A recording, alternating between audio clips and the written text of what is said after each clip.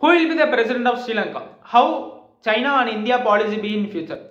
So now Sri Lanka is facing a deteriorating economic situation that led to the outbreak of major people protest.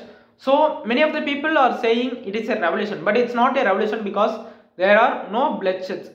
Revolution means it's like the Mao Zedong in China. He carried out a revolution, and also Lenin carried out in Russia. It is called revolution, but it's just a democratic protest.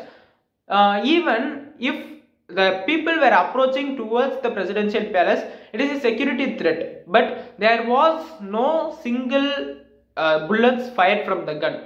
It is the biggest question because this will happen all over the world. It's a common thing, but there were no single shot fired from the gun, and even the Godbaya Rajapaksa flee from the country, and he had also some sort of confidence and some sort of plans to again enter into the country, not today but in future, because the protest was done by the Sinhala Buddhist majority people.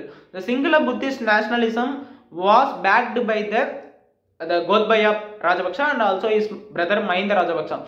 So Sri Lanka people today not, but after the economic situation and the situation become normal, they will accept the Rajapaksa people. So there was some sort of confidence in Godbaya Rajapaksa and also in Mahinda Rajapaksa. So now let me come to the presidential candidate and the what will be the Sri Lanka's future.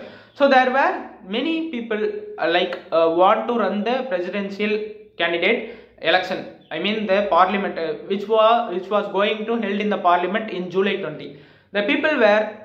So now the Sri Lanka acting president is, according to the constitution, if the president is absent, then it will be taken over by the parliament speaker. So today's speaker is Mahinda Yeppa Abeyvardhanam. So he is now the acting president of Sri Lanka till July 20. So Ranil Wickremesinghe of United National Party want to contest in the presidential run. So Ranil Wickremesinghe is a candidate. He has the majority because Sri Lanka Podujana Perumuna, the party of Rajapaksa's lawmakers, has the support to the Ranil Wickremesinghe, but the people were opposing it. Even when he took the prime minister, the reins of the prime minister, people were started protested against him. Now he resigned. So he want to run the presidential candidate election in which was held in the parliament. So he has the chance, and also the Sri Lanka's main opposition party, Sajith Premadasa, the Balavagya party, has a biggest chance because he is having the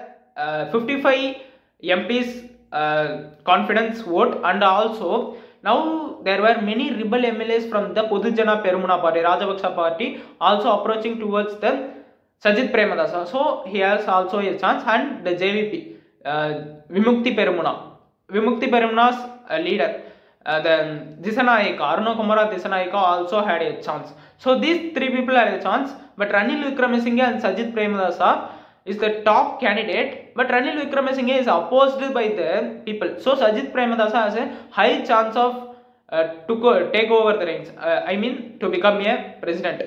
If whoever takes the president, it is the biggest headache for them because Sri Lanka is an unprecedented economic crisis. It is an economic crisis in the history and all over the world. So whoever take over the reins of the president, there will be some sort of pressure. And also Sri Lanka is now approaching towards the IMF, International Monetary Fund, to get around 4 billion American dollars, around which worth around 4 billion loans, and also they have applied for the bailout. But what is the main problem is, if they want to approach and to get the loans from the IMF, they should satisfy some sort of condition. But before, when Sri Lanka got the loans, they are failed to satisfy those conditions. That's why the IMF is renegotiating with Sri Lanka. So negotiations are going on. So how the India's foreign policy will be, because in the economic crisis, when comparing to China, India is helping much, which is around 3.8 billion American dollars from the currency swap agreement to the loans and also fuels, the energy. So in all the sectors, India have helped, right from the food to the fuel. But still Sri Lanka is in the hands of China because Sri Lanka's debt is around 51 billion American dollars. Out of the 51 billion, Sri Lanka owes around more than 10% of debt to China. So during the economic crisis, India helped a lot. So now India pressured Sri Lanka to replace some of the projects which was developed by China, especially the energy projects in Nedundivu, Nainathivu and Analithivu, which was developed. The energy projects in those areas, those islands were developed by China.